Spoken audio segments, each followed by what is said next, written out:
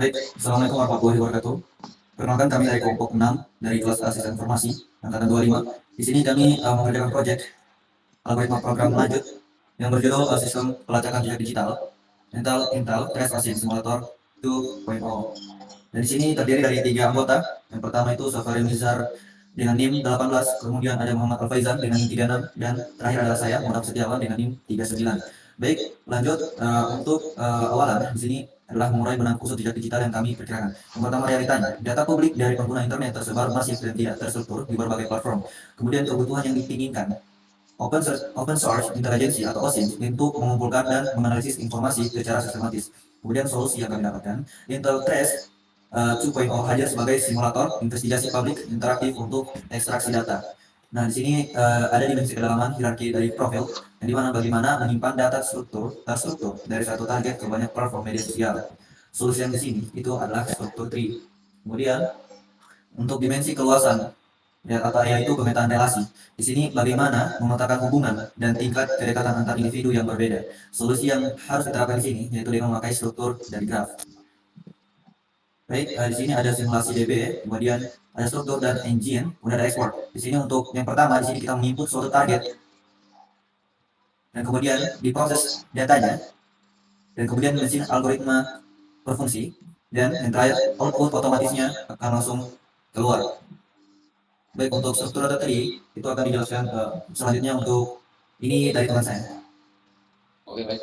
Selanjutnya itu ada struktur data tree. Nah, struktur data tree ini digunakan untuk menyimpan profil satu target secara hierarkis. Kemudian itu yang pertama ada investigasi root, kemudian ada individu, setelah itu ada sosial media yang digunakan. Kemudian selanjutnya struktur graph atau analisis relasi sosial. Nah, di situ ini digunakan untuk memetakan relasi antar target.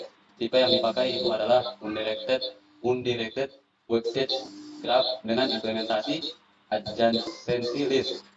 Nah, di situ nilai bobotnya mempresentasikan tingkat kedekatan. Nilai lebih kecil itu sama dengan relasi lebih dekat. Selanjutnya itu ada matrix analysis atau pemilihan algoritma pencarian.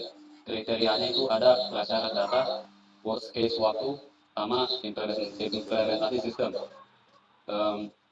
Kesimpulannya itu sistem menggunakan linear search ON karena database simulasi bersifat dinamis dan tidak mensyaratkan proses pengurutan. Baik, di sini ada algoritma navigasi, yaitu evaluasi dan optimisasi. Di sini ada BFS, yaitu Breadth First Search, evaluasi konektivitas jaringan. Jadi dia akan mengetahui apakah statusnya ini terhubung atau tidak. Terus yang kedua, ini ada Dijkstra algoritma. Jadi untuk optimisasi rute terpendek, kalkulasinya itu cost versus distance. Lanjut. Jadi ini adalah skenarionya investigasi targetnya. Kita misalkan masukkan nama Putra, data ditemukan Putra Kurniawan Jaka dengan Instagramnya tersebut, dengan lokasinya di mana dan pekerjaannya apa, dengan LinkedIn koneksinya ada berapa. Lanjut. Dan ini skenario yang kedua, itu pemetaan lanjutan. Di sini ada analisis rute atau Dijkstra. Kita input dasarnya Budi dan input tujuannya Pandu. Kita temukan rute tercepatnya itu bagaimana dan targetnya itu berapa. Lalu ada statistik platform atau tree.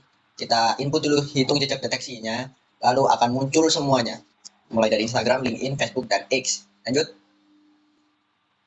Dari algoritma ke intelijen, jadi semua ini terhubung dari hierarki tree, relasi graph, dan navigasi akan dijadikan satu ke dalam laporan Intel OSINT CSV.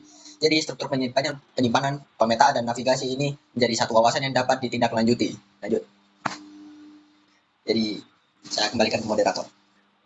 Baik, kesimpulan yang kami dapatkan di sini, ketiga komponen yaitu tree, graph, algoritma navigasi ini bekerja terintegrasi dalam OSINT PY untuk menghasilkan satu output berupa laporan intelijen dalam format CSV yang siap ditindaklanjuti.